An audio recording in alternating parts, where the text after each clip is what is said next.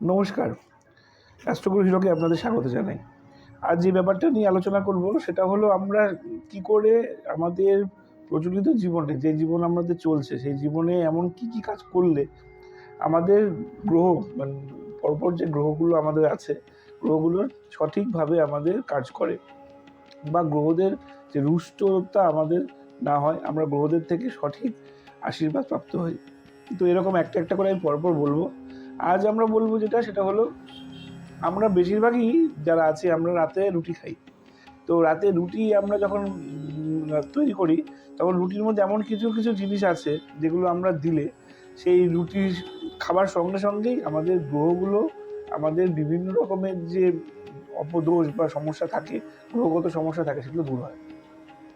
তো প্রথম দিন আমি শুরু করি, প্রথম দিন সোমবার রাত্রিবেলায় যখন আমরা রুটি খাবো, সেটা দিনের বেলাও হতে পারে, সেটা নিয়ে সমস্যা নেই। যখন আমরা রুটি খাবো তখন রুটির সঙ্গে অবশ্যই আমরা একটু দুধ, সামান্য একটু দুধ মিশিয়ে দেবো। এই দুধ মিশিয়ে দিলে আমাদের চন্দ্রগ্রহের উপকার হবে এবং চন্দ্র আমাদের মনের কারক গ্রহ।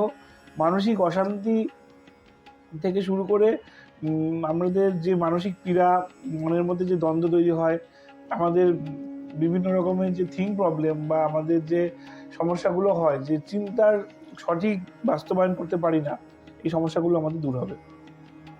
তো সোমবারের পরে মঙ্গলবার আমরা জানি মঙ্গলবার হলো, মঙ্গল এমন একটা গ্রহ যে গ্রহ আমাদের কারেজ দেয়, শক্তি।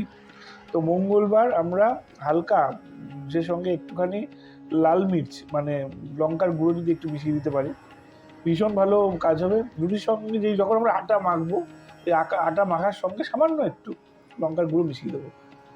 তাহলে আমাদের মঙ্গলের যে সমস্যা আছে, যাদের মাঙ্গলিক দোষ আছে, মঙ্গলে বিভিন্নভাবে মঙ্গল পীড়িত থাকলে আমাদের ঋণ হয়, মঙ্গল পীড়িত থাকলে আমাদের কারেজ বা শক্তি সমস্যা হয়, আমরা সাহস করে মনের মধ্যে আমরা চাই কাজটা করতে, কিন্তু আমাদের সাহস হয় না কাজটা করার জন্য, বিভিন্ন রকম স্টেগনেন্ট আসে, আমাদের ভয় হয়। এই কাজগুলো থেকে আমরা মুক্তি পাওয়ার জন্য অবশ্যই এই কাজটা করবো, যাতে আমাদের মঙ্গল ভালো থাকবে।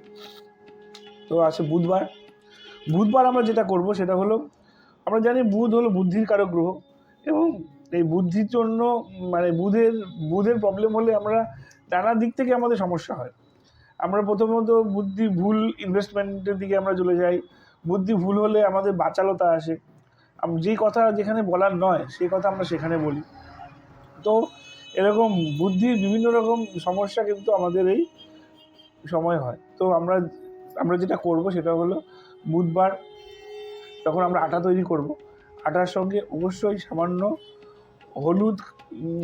সবুজ কাঁচা লঙ্কা যদি একটু দিয়ে দেওয়া যায়, অথবা বুধবার সবুজ এলাচ যদি আমরা একটু আটার সঙ্গে দিয়ে দিতে পারি, ভীষণভাবে আমাদের উপকার হবে।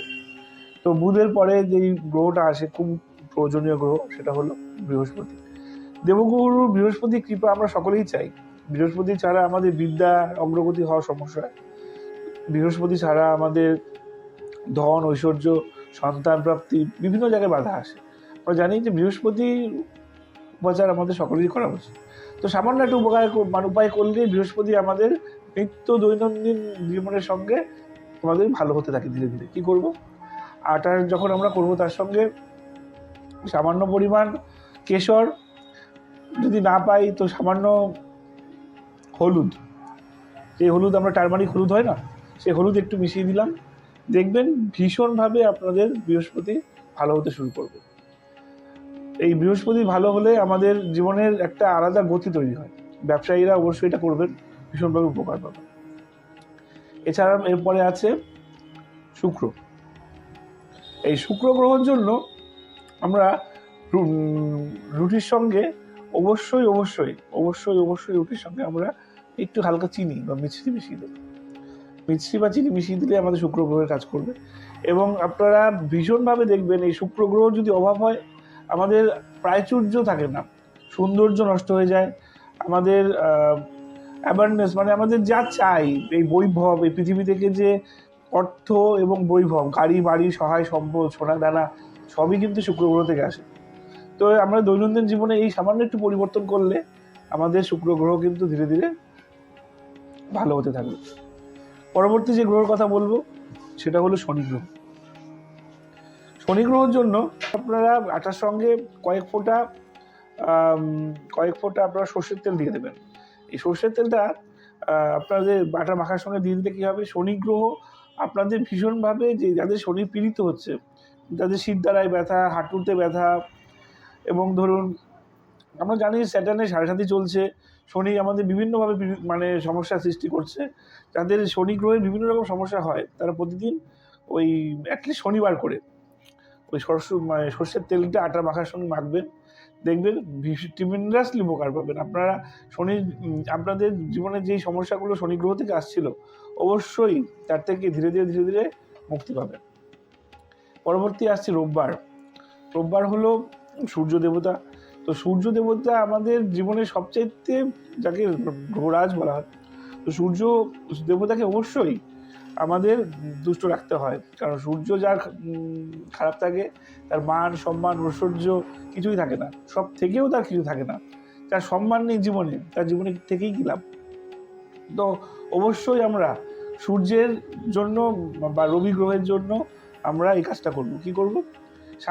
সামান্য একটা জিনিস, সেটা হলো যখন আমরা আটা মাখবো তার সঙ্গে লাল গুড়, একটু লাল গুড় আটার সঙ্গে আমরা মেখে নেব, যেন রুটির সঙ্গে ওটা চলে যায় আর জাস্ট এইটাই আপনারা করুন।